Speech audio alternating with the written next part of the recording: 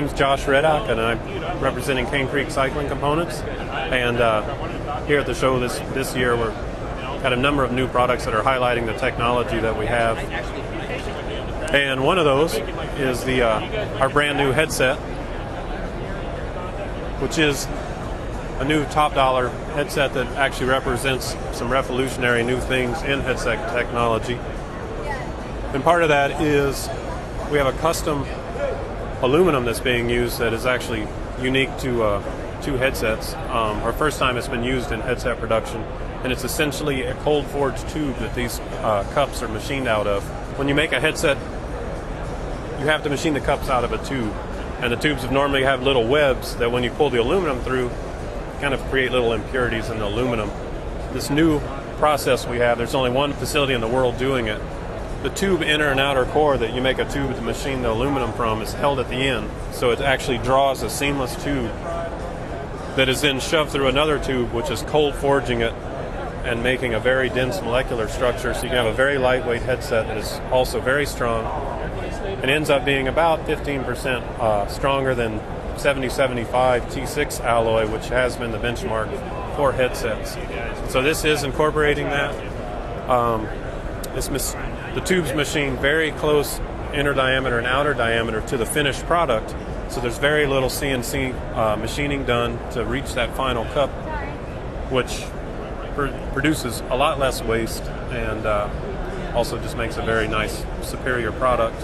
Well, on the headset theme, we focused a lot on aluminum, but we tried to have a little bit of fun, and we actually have this new maple headset, which is fully functional and does work, but wanted to have some fun with it and, have a nice kind of antique classic finish, since there's so much carbon fiber and titanium and high-tech materials that this was going completely the opposite direction, so we were sort of envisioning a full carbon bike, then with a wooden headset, just to have some fun. On the wheel side of things, we've had a number of wheels in the past, and this year we are focusing entirely on the track and fixed wheel market. We do have a patented design on the wheels where the nipples are at the hub, which reduces the moment of inertia and makes for a very quick accelerating wheel. It also allows us to use a straight pull spoke, which is much higher. You can run to a higher tension than a traditional spoke, which also makes the wheels, you can run a low spoke count but still have them be very strong and responsive. And it's one of those things you really have to ride it to really feel the difference, because static weight can be the same compared to another wheel, but because of the moment of inertia difference due to the nipples at the hub, they are quick to accelerate. I'm Josh Copeland. I'm the R&D manager at Cane Creek, and I'm going to show you sort of what we do at double barrel data acquisition. This is an example, sort of a display mode of what we do with this system. You push up and down on the shock, it tells you the position.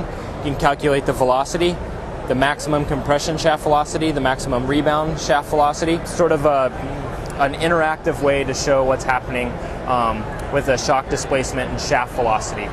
Because we have so much adjustment in the shock, it's important for us to know what's happening with shaft velocities so that we know where to set roll-off rates on damping curves and stuff like that. During actual racing or during riding, we can measure what's happening on the shock, go back into the lab, tune the shock accordingly, or help riders adjust their shock on the trail. We also work closely with Olin Suspension, and we have the ability to take the measurements from the trail, go down to their lab, and put that trail back into a shock in a laboratory setting. It's really an invaluable resource for getting the best shock on the market to perform at its best.